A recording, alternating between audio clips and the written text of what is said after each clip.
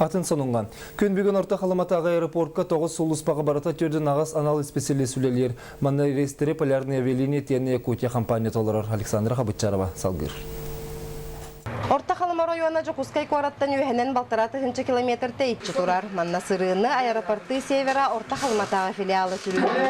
Күн бүгін аэропортқа 9 авиасулыспаға барыта түрден ағас анал специалист үлелер. У нас базируется в нашем порту авиакомпания полярных авиалиний «Пилатус» самолет и также Ми-8. В основном вертолет выполняет санитарные рейсы. Они выполняют и Чахурдах, и Мома, и Щерский, и Белая гора. Хотуго районнар бир сүрін кахалгаларынан сайынғы кемген электерге сол суаға болар. Ол күрдікті сүрін олақтауқтара Ми-ағыс вертолетінен орайон кейнін қыттайсы бәсті әлілер.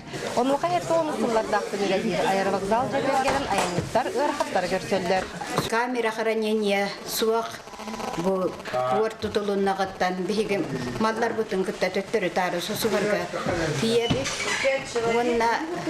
Комната матери ребенка суақ. 1972 сыллаққа Бугуруславскайдағы летной училищені спихилақтық бітерияғыттан Василий Сивцев қарызда сирахал барибакка дөйді түгәрүлелер. Ол күрдік Ан-2 самолетка 13 чағы көппіт бәтерән летчик Василий Алексеевич 9 сыллақ авиация бүлөйін үлеуі үгер көрісті.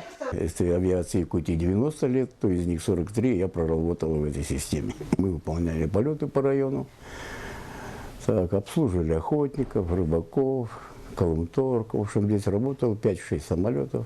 Полеты выполнялись ежедневно. Мои соседи, ребята, которые со мной рядом жили, тоже стали пилотами.